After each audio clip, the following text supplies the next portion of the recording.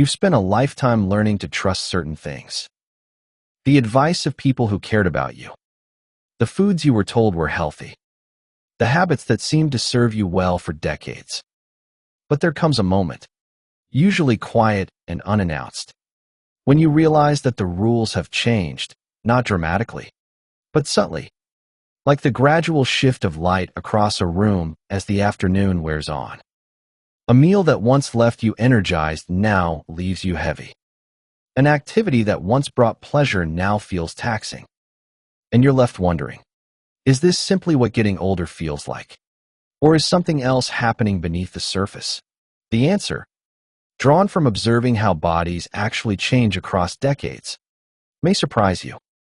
Because some of the things you've trusted most might be quietly working against you now, not because they've changed, but because you have. You are listening to the Longevity Library, where we archive the wisdom of healthy aging. The art of growing older. A calm inquiry into living well. There comes a moment, usually quiet and unannounced, when you realize that the rules have changed. Not dramatically, not with any sort of fanfare, but subtly, like the gradual shift of light across a room as the afternoon wears on. You might notice it first in small ways. A meal that once left you energized now leaves you heavy. An evening activity that once brought pleasure now feels taxing. A night's sleep that once restored you now seems elusive. These observations aren't cause for alarm. They're simply information. And like all information, they become useful when we receive them with curiosity rather than fear. The study of longevity, when stripped of its marketing claims and miracle promises, resolves into something quite simple. The art of adjusting to changing circumstances. It's not about finding a single pill or practice that will preserve youth indefinitely. It's about understanding the principles that have allowed human beings across centuries and cultures to live well throughout their years, and then applying those principles to your own life with intelligence and grace. What follows is an exploration of those principles, not as prescriptions or commandments, but as observations gathered from those who have studied the patterns of human health across time and place. The goal isn't to provide a checklist you must follow. The goal is to offer a framework for thinking about your own journey, one that might help you make choices aligned with your values, your circumstances, and the body you inhabit today. Part 1. The nature of change. Every human body follows a trajectory. It begins in dependency, moves through a long arc of development and peak function, and then gradually, over decades, enters a phase of gentle decline. This isn't failure. It's biology. The same processes that allowed you to grow, heal, and adapt throughout your life continue operating. But they operate differently as time passes. Consider for a moment how your body maintained itself at 25. Cells divided rapidly. Damage was repaired quickly, and the systems that processed food, filtered waste, and responded to stress worked with redundant capacity.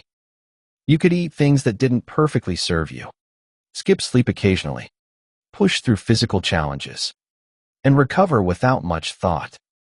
The body had reserves, extra capacity built into every system that absorbed these stresses without noticeable effect. By 65, those reserves have been partially spent. Not because you did anything wrong, but because that's what reserves are for. They're there to be used across a lifetime. And you've used them. The kidneys that once filtered everything effortlessly now work with slightly less efficiency. The liver that once processed toxins quickly now operates at a more measured pace. The digestive system that once extracted nutrients from anything now has preferences and sensitivities. The immune system that once tolerated various compounds without reaction now may raise flags where it once stayed silent.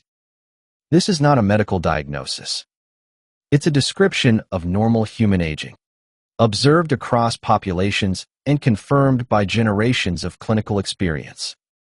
The question isn't whether these changes occur. They do, universally, but how we respond to them. The most common response, culturally speaking, is denial. We continue eating the same foods, maintaining the same activity patterns, operating on the same schedules, and then wonder why we feel progressively worse. When discomfort arises, we look for external causes, a virus, a medication, a stroke of bad luck, rather than recognizing that our bodies may simply be asking for different treatment than they required decades ago. A more useful response involves observation and adjustment. You notice that a particular food now leaves you uncomfortable, so you prepare it differently or eat it less often. You observe that certain activities now cause strain, so you modify how you approach them. You recognize that sleep doesn't come as easily as it once did, so you create conditions that support rest rather than fighting against your body's natural rhythms. This approach doesn't promise to stop aging. Nothing does. But it does promise something perhaps more valuable: the ability to live comfortably within your changing body, to maintain function and pleasure and connection, and to avoid the gradual accumulation of small discomforts that can erode quality of life over time. Part 2. The intelligence of traditional eating patterns. Before the industrialization of food, before supermarkets made every ingredient available year-round, before nutritional science reduced eating to isolated compounds and recommended daily allowances, human beings ate according to patterns shaped by thousands of years of observation.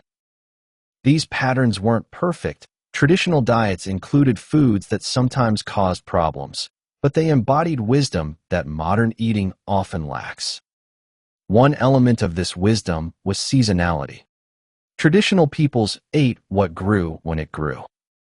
This meant their diets changed throughout the year, automatically rotating through different foods and preventing the kind of constant exposure to single ingredients that characterizes modern eating. When a particular vegetable contained compounds that might cause problems in large quantities, seasonal eating ensured those compounds appeared only part of the year, giving the body time to clear them before the next season's harvest. Another element was preparation. Traditional food cultures developed cooking methods that transformed potentially problematic ingredients into well-tolerated foods. They fermented cabbage into sauerkraut, transforming its sugars through bacterial action.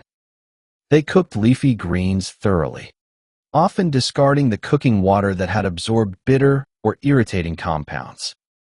They soaked and sprouted grains and legumes, neutralizing compounds that interfere with mineral absorption.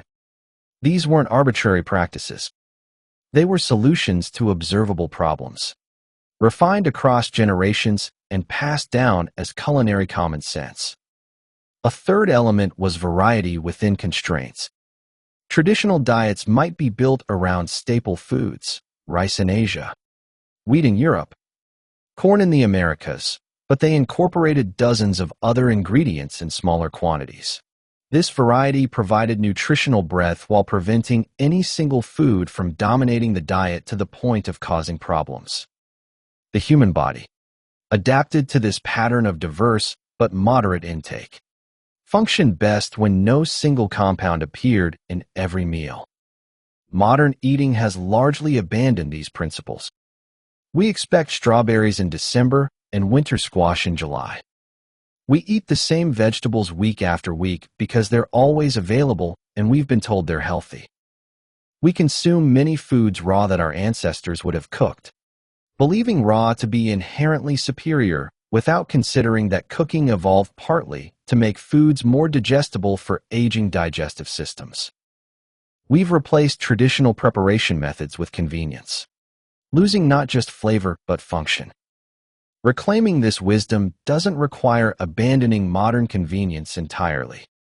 It does suggest, however, that varying your food choices across the year, preparing foods thoughtfully, and paying attention to how your body responds to different preparations might serve you better than rigidly following any single nutritional philosophy.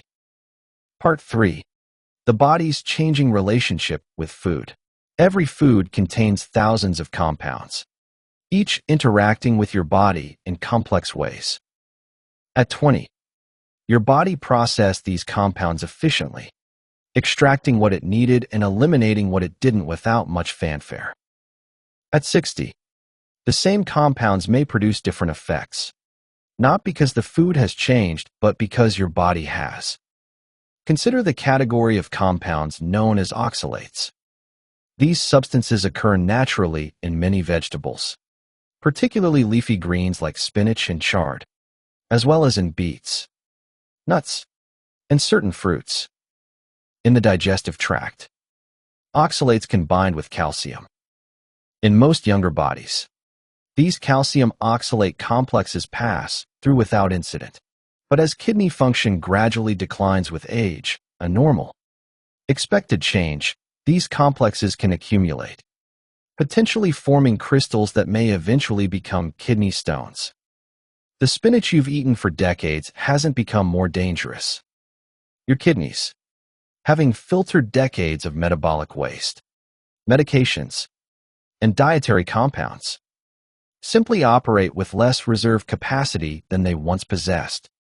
The oxalates that passed through easily at 40 may now leave traces.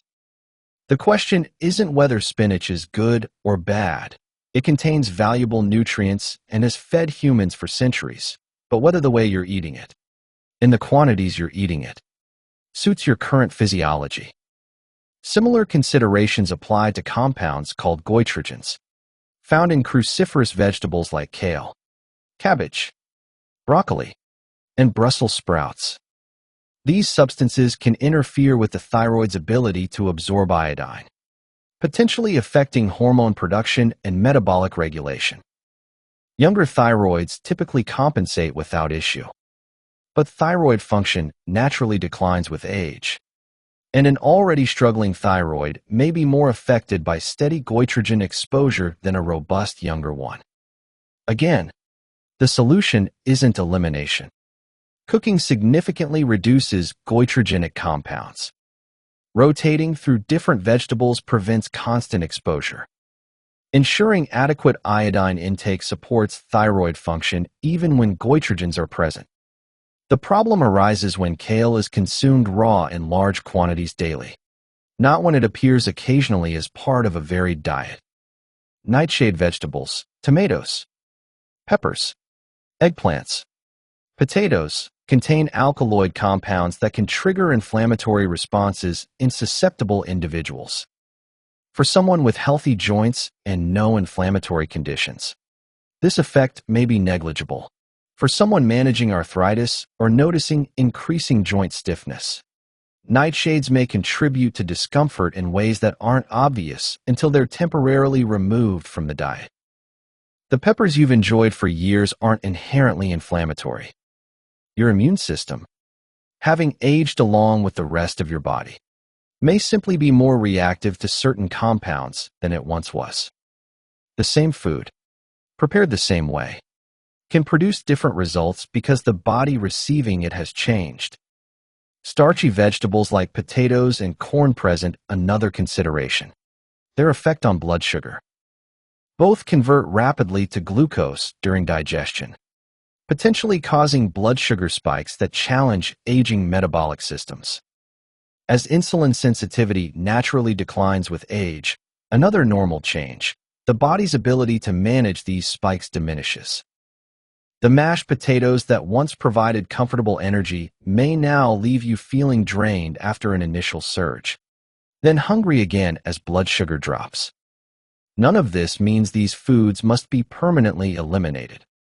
It does suggest, however, that paying attention to how you feel after eating them, adjusting portion sizes, combining them with protein and fat to slow glucose absorption, and perhaps choosing preparation methods that moderate their effects might serve you better than eating them without thought. Part 4. The principle of rotational eating. One of the simplest and most effective strategies for maintaining food tolerance across the years involves varying what you eat rather than relying on a small roster of trusted favorites. This practice, sometimes called rotational eating, appears in various forms across traditional cultures and has been incorporated into certain therapeutic approaches for food sensitivities. The logic is straightforward. When you eat the same foods repeatedly, day after day, you create constant exposure to whatever compounds those foods contain. Your body has no break from processing those compounds, no opportunity to clear them completely before the next dose arrives. Over time, this continuous exposure can lead to accumulation of oxalates in kidney tissues, of goitrogenic compounds in thyroid tissues, of alkaloids in joints, of starches in blood. When you rotate your food choices, you naturally limit exposure to any single compound. The oxalates from Monday's spinach have several days to clear before you eat spinach again. The goitrogens from Tuesday's kale have time to be metabolized and eliminated. Your body's processing systems work within their capacity rather than being constantly challenged. Rotational eating doesn't require elaborate schedules or forbidden foods. It simply means not eating the same thing every day. If you had spinach in yesterday's salad, choose a different green for today's. If you ate peppers earlier in the week, select a non-nightshade vegetable for the next few meals. If potatoes have appeared at several recent dinners, give yourself a break before the next serving. This approach aligns with how human beings ate for most of history. Seasonal availability naturally rotated foods in and out of the diet. Preservation methods extended availability but didn't eliminate seasonality entirely. The body evolved within this pattern of periodic exposure and may function best when that pattern is roughly maintained. For seniors noticing increasing sensitivity to certain foods, rotational eating often provides relief without requiring complete elimination. You might discover that peppers eaten once weekly cause no noticeable discomfort, while peppers eaten 3 times weekly produce joint stiffness. The food hasn't changed, and your body hasn't become permanently intolerant. The issue is simply frequency exceeding your current processing capacity. Part 5. The importance of preparation. How a food is prepared can matter as much as which food is chosen. Traditional cooking methods evolved partly to make foods more digestible, to neutralize problematic compounds, and to maximize nutrient availability. Modern eating, with its emphasis on raw consumption and minimal processing, has lost sight of these functions. Heat transforms food in multiple ways relevant to aging bodies. It begins breaking down cellular structures, making nutrients more accessible to digestive enzymes that may be less abundant than they once were. It neutralizes many of the compounds that can cause problems in sensitive individuals, goitrogens in cruciferous vegetables, alkaloids in nightshades, certain proteins in legumes. It softens fibers that might otherwise irritate a sensitive digestive tract. The leafy green that causes bloating when eaten raw may be perfectly comfortable when lightly steamed. The pepper that triggers joint pain when fresh might be well tolerated when roasted until soft. The cabbage that produces gas in coleslaw form may cause no discomfort when cooked into soup. The food itself isn't the problem, the preparation is. Cooking methods vary in their effects. Boiling vegetables and discarding the cooking water removes some water-soluble compounds, including a portion of the oxalates in spinach and other high-oxalate greens. Steaming preserves more nutrients while still providing heat's digestive benefits. Slow roasting transforms textures and flavors while breaking down fibers. Fermentation, technically a form of preservation rather than cooking, transforms sugars and creates beneficial bacteria that may support digestive health. The key insight isn't that one method is universally superior. It's that preparation choices should be tailored to individual needs and responses. If raw vegetables cause discomfort, cooked vegetables may solve the problem. If certain vegetables seem to trigger symptoms, trying different preparations before eliminating them entirely often reveals that the issue was preparation, not the food itself. Part 6. The wisdom of pacing. Modern life emphasizes speed, fast food, quick workouts, rapid results, immediate gratification. The body, however, operates on its own timescale, and that timescale lengthens with age. What could be accomplished quickly at 30 may require more time at 70, and fighting this reality creates unnecessary stress. Consider eating itself. The digestive process begins in the mouth, where chewing breaks food into smaller particles and mixes it with enzymes that begin breaking down carbohydrates. When food is eaten quickly, this initial phase is abbreviated. Larger particles enter the stomach, requiring more work from digestive organs that may have reduced capacity. The entire system strains to process food that wasn't adequately prepared in the mouth. Eating slowly, chewing thoroughly, and pausing between bites gives the digestive system what it needs to function well. It also allows satiety signals to reach the brain before too much food has been consumed, supporting comfortable portion control without conscious restriction. Physical activity follows similar principles. The body that once tolerated sudden exertion and high-impact movement now responds better to gradual warm-ups, sustained moderate effort, and adequate recovery time. Joints that might complain about running may welcome walking. Muscles that might strain under heavy weights may strengthen with lighter resistance and more repetitions. The activity itself isn't the issue, the pacing is. Sleep, too, benefits from appropriate pacing. The body's natural sleep-wake cycle, or circadian rhythm, operates on roughly 24-hour patterns that can be supported by consistent bedtimes, morning light exposure, and winding down periods before sleep. Fighting this rhythm by staying active late into evening or sleeping irregularly on weekends disrupts the hormonal signals that govern rest and recovery. Pacing isn't about doing less. It's about doing things at a speed that suits your current body rather than the body you remember from decades past. The difference between rushing and moving at an appropriate pace often determines whether an activity leaves you energized or depleted. Part 7. The role of awareness. Perhaps the most valuable skill developed over decades of living is the ability to notice, to observe what's happening in your body without immediately judging it or trying to fix it. This skill, cultivated intentionally, becomes a powerful tool for maintaining health across the years. Awareness begins with simple observation.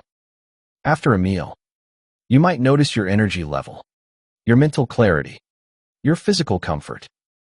Does this meal leave you feeling satisfied and alert, or heavy and dull? After physical activity, you might notice your joints, your muscles, your overall sense of well-being. Does this activity leave you feeling stronger and more capable, or strained and depleted? These observations, collected over time, reveal patterns. You might notice that certain foods consistently produce certain effects, that certain activities consistently support certain outcomes. These patterns aren't judgments about what's universally good or bad. They're information about what works for your body, in your current circumstances. The challenge is that modern life constantly distracts from this kind of awareness. Meals are eaten while watching screens, working, driving, or talking. Physical activity is performed while listening to podcasts or music. The body's signals are drowned out by external input, and patterns go unnoticed until they've become problems. Creating space for awareness doesn't require hours of meditation. It might mean eating one meal daily without distraction, simply paying attention to the food and your response to it. It might mean taking a few minutes after exercise to notice how your body feels rather than immediately moving to the next task.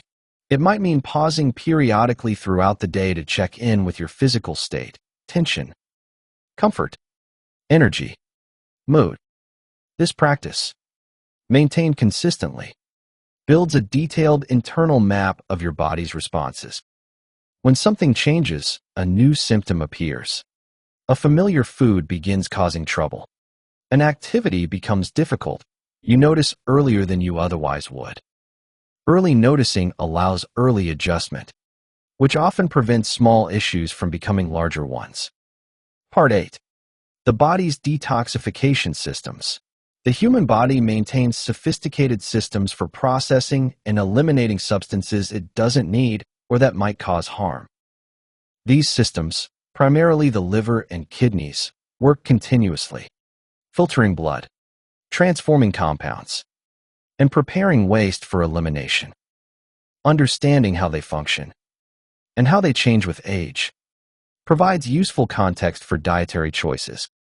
The liver serves as the body's primary processing center. It receives blood from the digestive tract, filters out nutrients for distribution, and transforms potentially harmful substances into forms that can be safely eliminated. This transformation occurs through two main phases. One that prepares compounds for processing and another that makes them water-soluble for excretion. As people age, liver blood flow gradually decreases, and some enzyme activities may decline. The liver remains remarkably capable. It's not that it stops working, but its reserve capacity diminishes.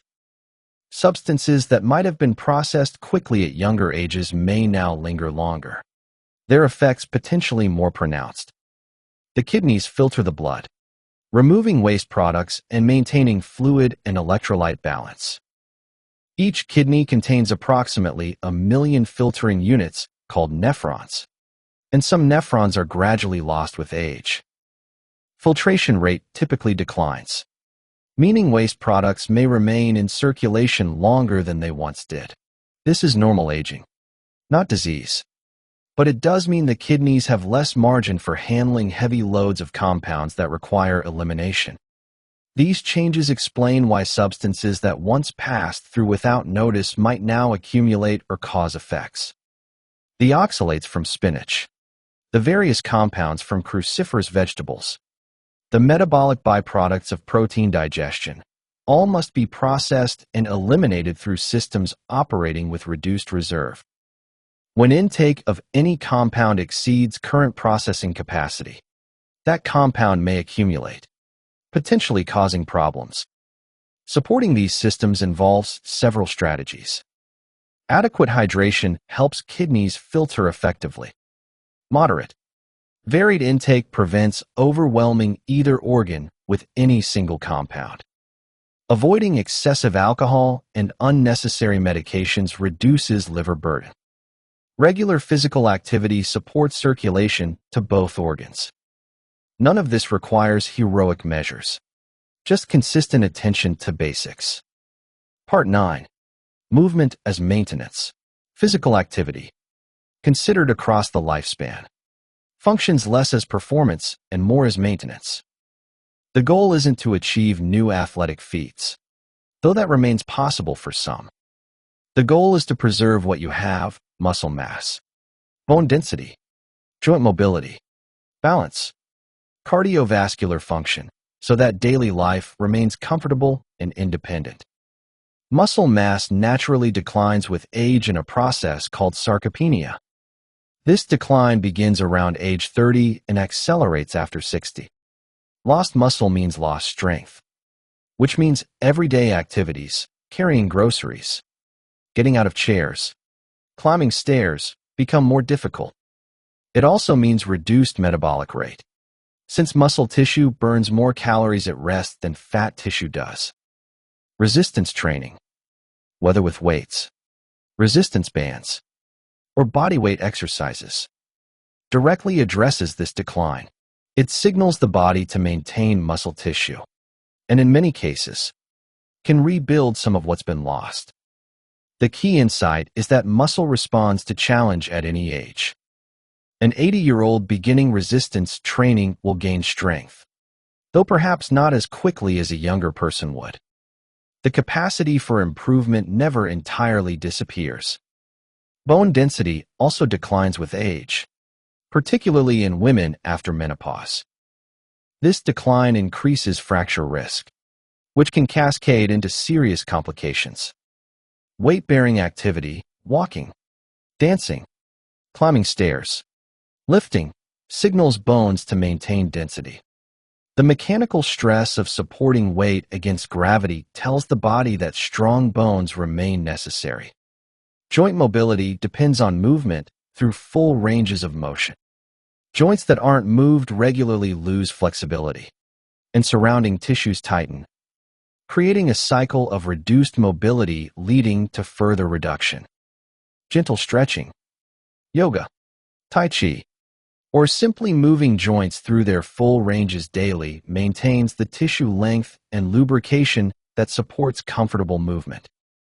Balance, often overlooked until it's compromised, depends on complex interactions between sensory systems, the brain, and muscles. Balance can be trained through specific exercises, standing on one foot, walking heel to toe, practicing rising from a chair without using hands. And this training reduces fall risk even in very old age. The unifying principle is use it or lose it. The body maintains what it's regularly asked to do.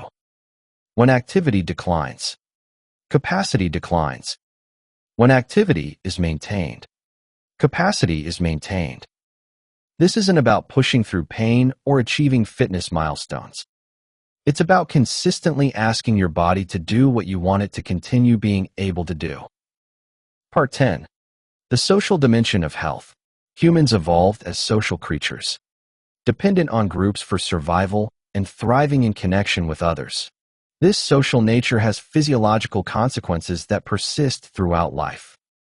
Connection affects health, and isolation affects health in ways measurable through blood tests, brain scans, and longevity statistics. Research consistently finds that people with strong social ties live longer, healthier lives than those who are isolated. They recover more quickly from illness, maintain cognitive function longer, and report higher life satisfaction. The mechanisms aren't fully understood, but several factors appear involved. Social engagement provides cognitive stimulation. Conversation requires attention, memory, language processing, and social interpretation, all mental activities that maintain neural connections. Regular social interaction may help build cognitive reserve, the brain's ability to compensate for age-related changes. Social connection also buffers stress. The presence of trusted others dampens physiological stress responses, reducing levels of stress hormones that can damage tissues over time. A problem shared with a friend, or even the knowledge that support is available if needed, changes how the body responds to challenges. Social relationships encourage healthy behaviors. People embedded in communities are more likely to be physically active, eat regular meals, attend medical appointments, and avoid excessive alcohol or other harmful substances. The subtle influence of social norms and accountability shapes choices in ways that accumulate over decades. For seniors, maintaining social connection often requires intentional effort. Retirement can reduce workplace contacts. Children move away. Friends move or pass away. Communities that once formed naturally must now be constructed deliberately. This might mean joining groups based on interests, volunteering, participating in religious or community organizations, or simply making regular plans with friends and neighbors. The quality of relationships matters more than quantity. A few close, trusted connections provide more benefit than many superficial ones. The key is feeling known, valued, and supported. Experiences that don't require large social networks, but do require genuine engagement with others. Part 11. Purpose and daily structure. Beyond social connection, humans need something to get up for in the morning. This sense of purpose, whether derived from work, family, creative pursuits, learning, or service, provides motivation that organizes days and gives meaning to effort. Like social connection, purpose has measurable effects on health and longevity. Purpose doesn't require grand achievements.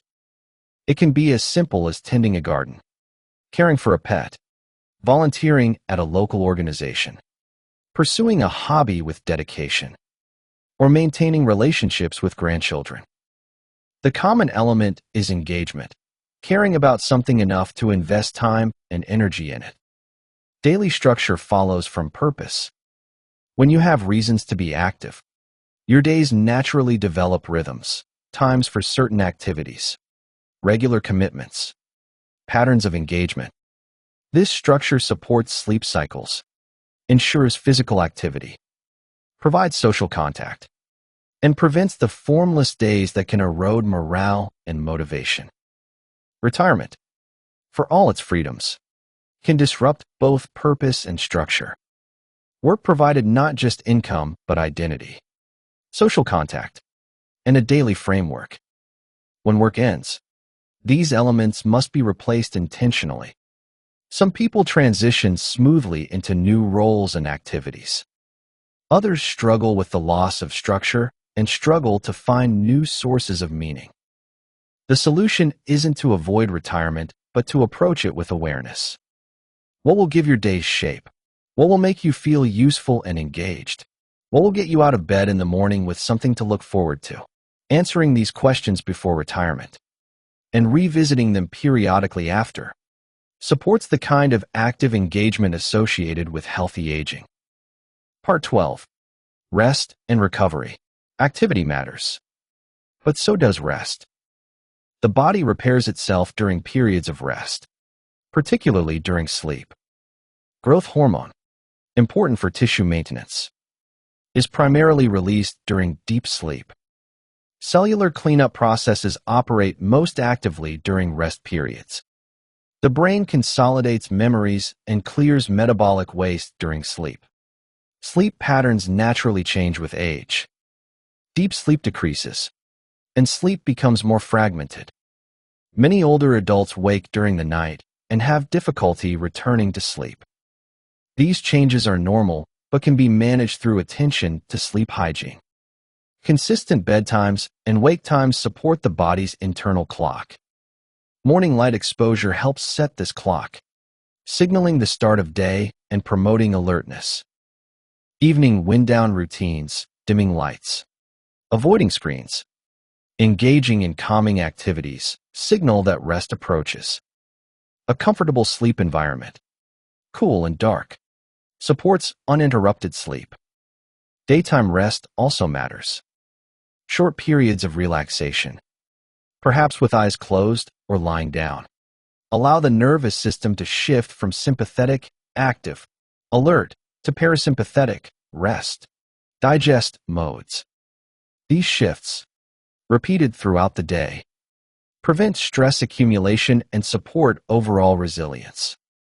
The key is balance, enough activity to maintain function, enough rest to allow recovery. Neither extreme serves well. Too little activity accelerates decline. Too little rest prevents repair. The sweet spot, different for each person, involves listening to your body's signals and adjusting accordingly. Part 13.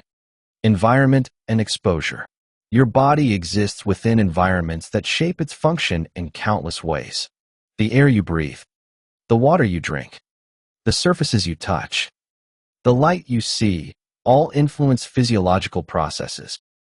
Attention to environment, while not a cure-all, can reduce unnecessary burdens on aging systems.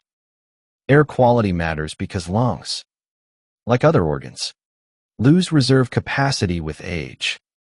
The lungs that once filtered pollutants easily may now be more affected by poor air. Avoiding heavy traffic areas during peak hours, ensuring good ventilation in living spaces, and using appropriate filtration can reduce exposure to particles that stress respiratory systems.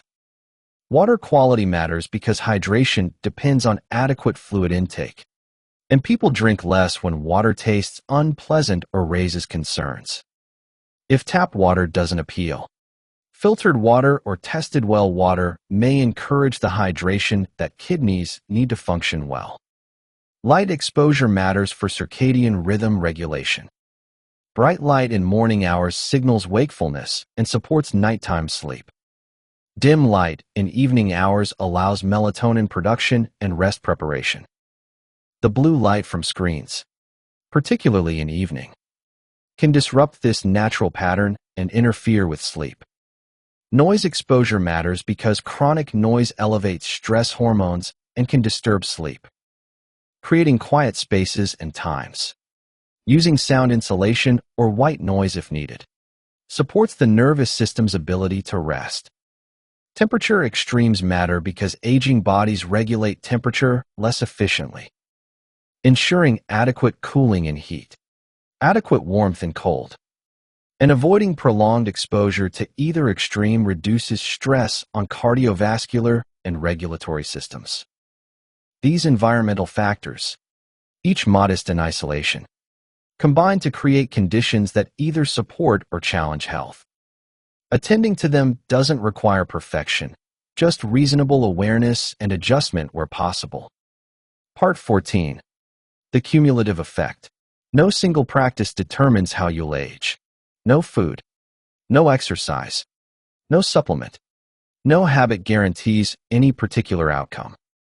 Health across the years emerges from thousands of small choices, each modest in its effect, accumulating into patterns that either support or undermine well-being. This cumulative reality can feel overwhelming or liberating. Overwhelming if you believe every choice must be perfect. Liberating if you recognize that small, consistent efforts matter more than occasional heroic measures. A moderately healthy diet followed consistently produces better results than a perfect diet followed briefly. Regular moderate activity produces better results than sporadic intense exercise. Good sleep most nights produces better results than perfect sleep occasionally. The practices described here, rotational eating, thoughtful preparation, appropriate pacing, regular movement, social connection, purposeful engagement, adequate rest, environmental awareness, work together synergistically. Each supports the others. Good sleep supports the energy for activity. Activity supports the appetite for nourishing food. Nourishing food supports the brain function for social engagement. Social engagement supports the motivation for purpose. Purpose supports the structure that enables rest. This interconnectedness means you don't have to perfect any single area. Improvements in one area tend to ripple outward, making other areas easier to address. Better sleep leads to more energy, which makes activity more appealing, which improves mood, which enhances social connection, which reinforces purpose. Small positive changes, maintained consistently, gradually transform your trajectory. Part 15. The long view. Growing older isn't a problem to be solved. It's a process to be experienced, with all the complexity and variation that experience implies. The goal isn't to stop aging or to return to some earlier state. The goal is to live well within your current circumstances, maintaining function and connection and meaning for as long as possible. This perspective shifts focus from fighting against time to working with it. You can't prevent your kidneys from gradually losing filtration capacity, but you can support them by staying hydrated and avoiding excessive loads of compounds they must process. You can't prevent your muscles from gradually losing mass, but you can signal them to maintain what they have through regular resistance activity. You can't prevent your joints from aging, but you can move them through their ranges to maintain mobility and comfort. The body you inhabit today has carried you through decades of experience. It has healed from injuries, fought off infections, processed countless meals, and supported everything you've ever done. It deserves respect, not just generic respect for its past service, but specific respect for its current needs. Those needs have changed as you've changed, and honoring that change is part of the wisdom that only time can teach. The years ahead offer opportunities for refinement. You can learn to eat in ways that truly serve you, to move in ways that truly strengthen you, to rest in ways that truly restore you, to connect in ways that truly nourish you. Each meal, Each activity, each relationship becomes a chance to practice this refinement, to align your choices more closely with your values and your body's requirements. This isn't a dramatic transformation. It's a quiet, gradual process of adjustment and observation, of noticing what works and doing more of it, of noticing what doesn't and doing less. The changes accumulate slowly, invisibly at first, until one day you realize that you feel better than you have in years, not because you found a miracle, but because you consistently made small, wise choices. Part 16. Integrating knowledge with experience. The information presented here about foods, about preparation, about movement, about rest, about connection, remains abstract until applied to your specific life. You are the only person who can perform that application, who can observe your responses and adjust accordingly. No expert, no study, no book can tell you exactly what your body needs at this moment. This is both the challenge and the gift of growing older. The challenge because it requires attention and adjustment rather than following simple rules. The gift because it honors your accumulated wisdom, your intimate knowledge of your own body, your capacity to learn and adapt. The practices suggested here aren't prescriptions. They're invitations to pay attention, to experiment, to notice what changes when you eat differently, or move differently, or rest differently. Some experiments will yield clear benefits. Others will produce no noticeable effect. A few may reveal that conventional wisdom doesn't apply to your particular body. All provide useful information. The goal isn't to construct a perfect regimen that must be followed without deviation. The goal is to develop a flexible, responsive approach that evolves as you evolve. What serves you at 65 may not serve you at 75. What serves you in summer may not serve you in winter. What serves you during periods of high activity may not serve you during recovery from illness. The ability to adjust, to notice changing needs and respond appropriately, matters more than any specific practice. Part 17. The quiet confidence of experience. There is a kind of confidence that comes only from having lived long enough to see patterns play out.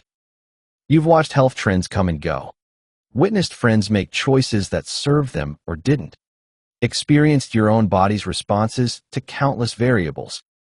This accumulated experience, properly valued, becomes a reliable guide. The confidence isn't the certainty of youth, which believes it has found answers that will hold forever.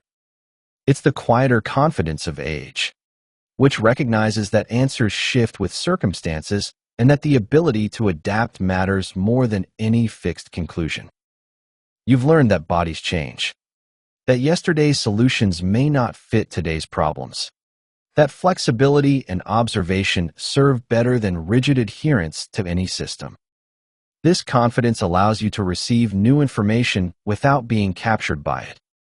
You can read about oxalates in spinach without fearing spinach. Understand goitrogens in kale without eliminating kale. Recognize nightshade sensitivity without swearing off tomatoes. The information becomes one factor among many, considered alongside your own experience, your own observations, your own knowledge of what works for you. It also allows you to ignore information that doesn't serve you.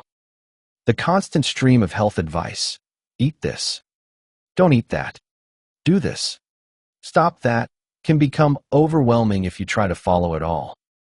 With experience comes the ability to filter, to recognize what's relevant to your situation and what's not, to take what's useful and leave the rest without guilt. This is the wisdom that no book can provide, no expert can confer, no study can validate. It's earned through decades of living, through paying attention, through learning from both successes and mistakes. It's the most valuable resource you have for navigating the years ahead. Part 18. Living with what is. The philosopher Epictetus, writing nearly 2,000 years ago, distinguished between what is within our control and what is not. Within our control, he suggested, are our judgments, our values, our choices. Not within our control are our bodies, our health, our circumstances, at least not entirely. This distinction remains useful. You cannot control that your kidneys filter less efficiently than they once did. You cannot control that your thyroid function has declined. You cannot control that your joints have accumulated decades of use and now respond differently to certain foods. These things are not within your control. They are simply the reality of an aging body. What is within your control is how you respond. You can adjust your eating patterns to support your current kidney function. You can prepare foods differently to reduce challenges to your thyroid. You can observe which foods seem to affect your joints and moderate them accordingly. You can make choices aligned with your body's current needs rather than fighting against reality.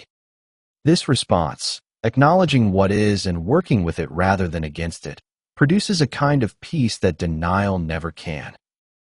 Denial requires constant effort, constant pushing against evidence, constant disappointment when the body fails to behave as it once did.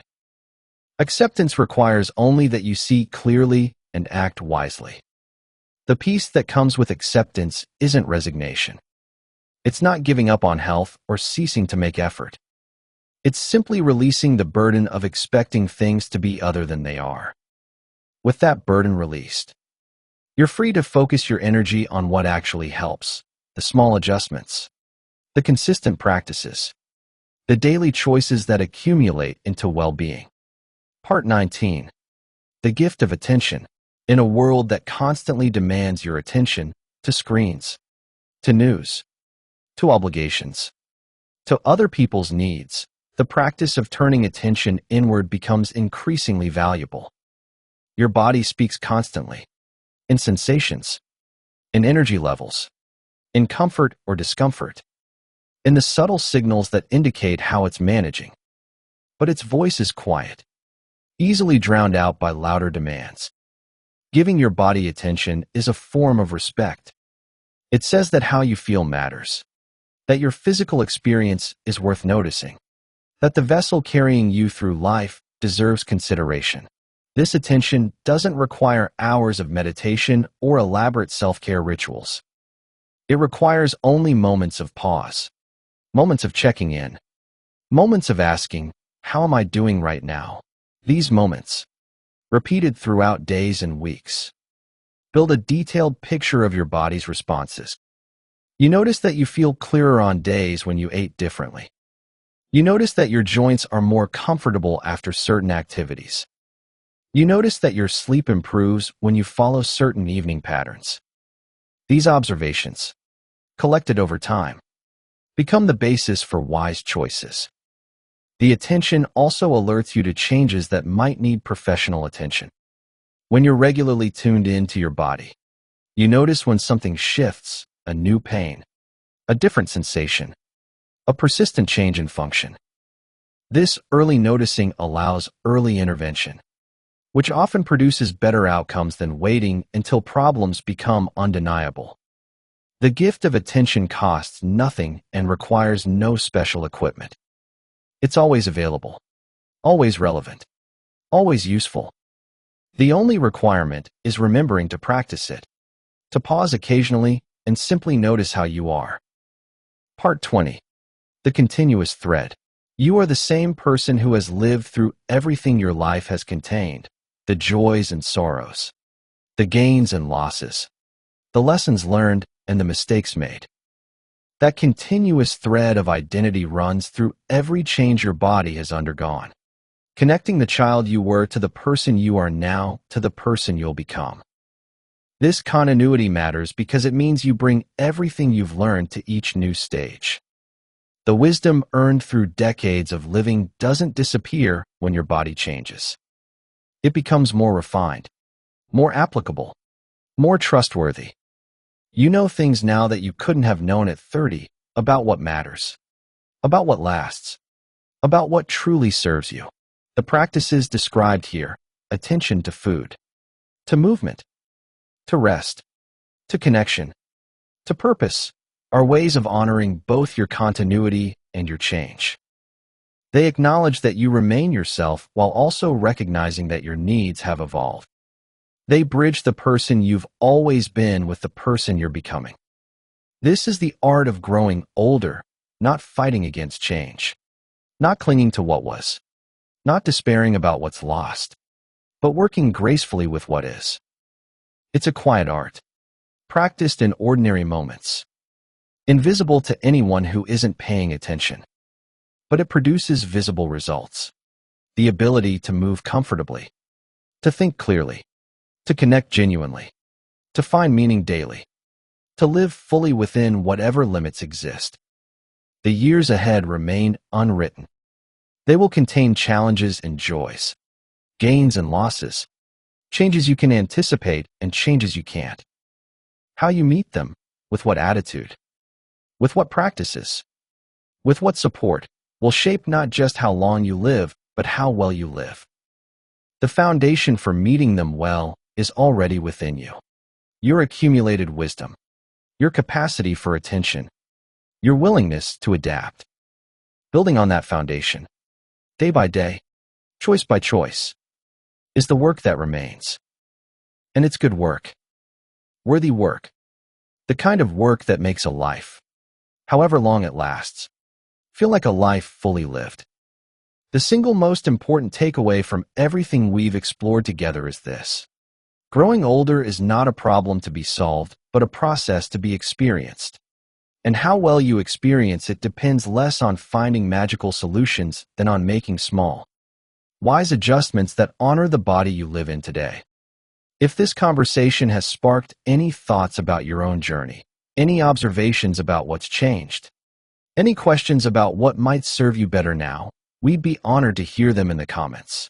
And if you'd like to continue exploring the kind of timeless wisdom that helps us all live well across the years, we invite you to browse the growing archive here at the Longevity Library and subscribe so you never miss a new edition. This is the Longevity Library.